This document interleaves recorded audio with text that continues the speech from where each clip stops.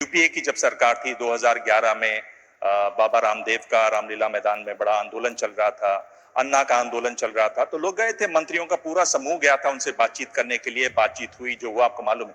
पर आप लोग उनसे जाके बातचीत क्यों नहीं करते हैं? इन लोगों से हिचक क्या है इसको बात करने में? बहुत अच्छी बात कही।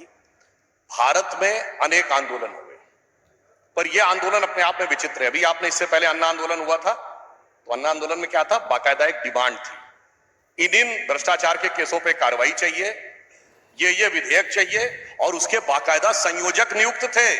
केजरीवाल जी उसी में संयोजक बने थे जो आज तक संयोजक कहते हैं। ठीक, उससे पहले राम मंदिर आंदोलन हुआ तो बाबरी मस्जिद एक्शन कमेटी भी थी, राम जन्मभूमि न्यास भी था, एक फोरम भी था, एक डिमांड भी थी। जब इमरजेंसी में आंदोलन हुआ जेपी का, तो जेपी उसके संयोजक थे, डिमांड भी थी, एक संयोजकत्व भी था।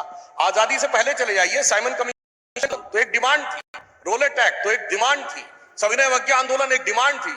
यहां विचित्र आंदोलन है, न डिमांड है लिखित में, न कौन रिप्रेजेंटेटिव है ये पता।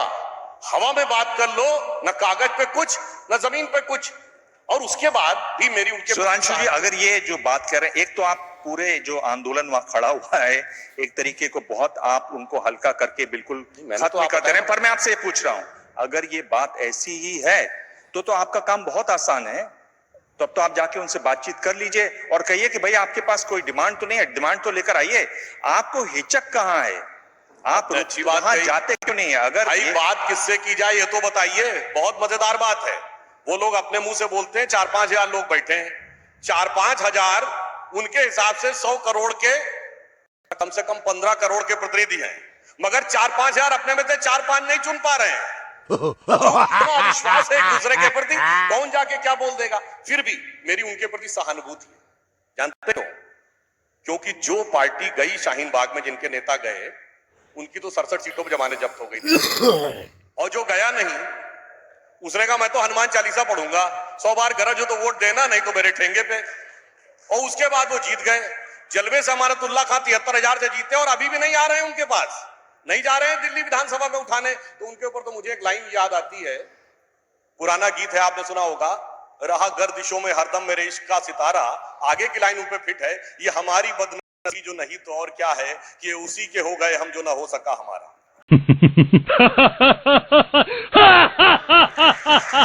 अच्छा जी, ये कह रहे हैं कि उनकी कोई डिमांड ही नहीं है।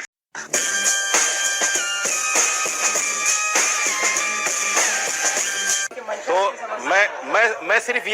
मैं सिर्फ ये कहना चाहता हूं, आस्था को लेकर सियासत नहीं होनी चाहिए। अभी स्वामी जी ने कहा, और मैं इसको फिर दोहराता हूं, राम मंदिर तो नहीं बना आज तक, लेकिन राम ने कई लोगों को सिंहासन पे जरूर बिठा दिया है। अबे साले, इसका जवाब मैं चाहता हूं डॉक्टर सुधांशु त्रिवेदी। मैं पहले तो जवाब ये देता हूं कि कहां से सियासत शुरू हुई और कहां से इबादत है। ये बताइए, मस्जिद तो अल्लाह का स्थान माना जाता है ना, ये बाबर कहां से आ गया उसमें?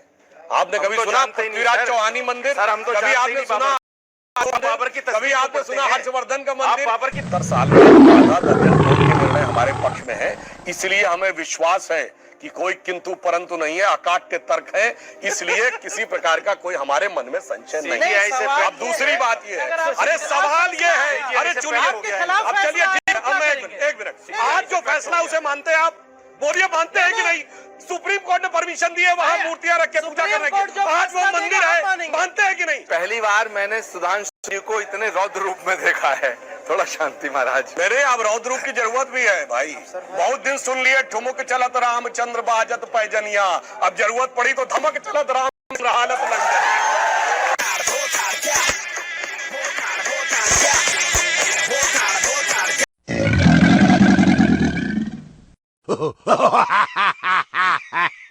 ये जो रास्ता जाता है वो उत्तर प्रदेश से होकर गुजरता है। देखिए, उत्तर प्रदेश में स्थिति बिल्कुल स्पष्ट है।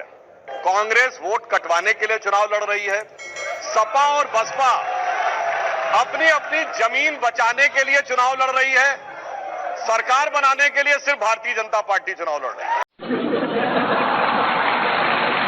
इसलिए मैं एक पंक्ति में कहना चाहूंगा कि राहुल बबुआ और बुआ जी, राहुल बबुआ और बुआ जी, सबका संकट एक है, जीत रहा है चौकीदार, चूंकि नियत नेक है।